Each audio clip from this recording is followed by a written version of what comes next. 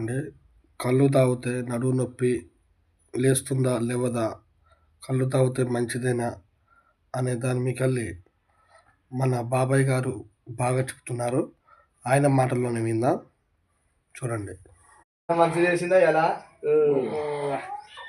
ఇప్పుడు చూసా, ఇప్పుడు ఈ 2 రోజులుగా కళ్ళు లేకపోతే సరళ అనిపిస్తుంది సాగుగా కళ్ళు అవుతాయా నీ తిని బుద్ధి అవుతుంది.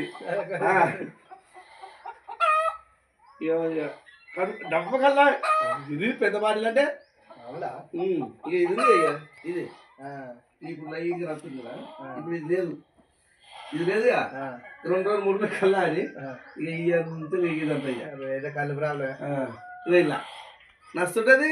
ఇక ఈ కాలు గుంతులు కళ్ళు ప్రాబ్లం అయితే మడ్డి మీద ఉంచుకుంటే చూసా నేను అంతా నీళ్ళు తినుడా. ఇప్పుడు ఒక పూట పోతుంటేగా ఇక సాయంత్రం తింటా. అదేంటి ఒక్కొక్క పూట పోదిన పోవుడు బయటికి పెట్టుడు. ఇప్పుడు అప్పుడే అది నేర్చి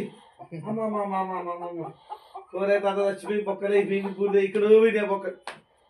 నేను మాత్రం అసలే ఉన్నా కానీ మంచి మంచి మందులు చూపించండి చేసుకోవద్దు తీయాలి. ఇక మన అమ్ముకోవడం వేసింది అలా మూసుకున్నాం అనుకున్నాలే. ఇక ఇదంతా గుంజింది. ఇదంతా ఇప్పుడు నాకు అనుకోండి, నేను ఆటోలో వండుకుంటా ఇట్లా పెట్టుకొని ఆ కట్టు చూసినా ఇట్లా కూర్చున్నది. అదే దాన్ని పెట్టుకొని ఇట్లా పెట్టి వండుకుని అట్లా ఏళ్ళు ఏళ్ళు వస్తుంది. ఇదంతా ఒత్తడమైంది, నర ఒత్తడమైంది. నేను చెక్ చేసుకోవాలి. తిప్పినప్పుడు ఉంటే ముద్ర మంట, ముద్ర సరిగ్గా రాని చూతియా దమ్ము రాదంట, లేకపోతే రాదంట, వంగ రాదంట, లేవరాదంట, ఆయాసం వస్తుంది, ఆయాసం అంట, ముద్ర మంట, ముద్ర సరిగ్గా రాదు, రక్తం పడుతుంట. మళ్ళీ ముద్రం ఏం చేస్తుంది, ఇట్లా తట్టు కూడా వస్తుంది. ముద్రం ఏం చేస్తుందంటే ఇట్లా స్వామి రాదు. అవన్నీ ఇప్పుడు పొద్దున్న లేచిన కానీ 2 సేమలు నీళ్ళు ఆయన 10 గంటలు ఒకటి భోజనం ఒకటి ఇక ఉచ్చగా పోవాలి. ఇప్పటికి నేను 2, 3, 5 సార్లు పోయి మరి అంటే నీకు ఇడ్లీ ఇక ఇప్పుడు మొన్న దాకా ఇది ఉందా, నిన్న ఉండే నిన్న పక్కన వచ్చింది. ఎందుకు వచ్చింది అంటున్నాం, మొన్న మా చీర వచ్చి కళ్ళు తీసుకోడు, కళ్ళు తీసుకొని రా అనిపించింది. మొన్న ఎంత సరే తినని పోయినా ఇల్లు కూర్చుంది గారు. సాయంత్రం పూట పోయినా.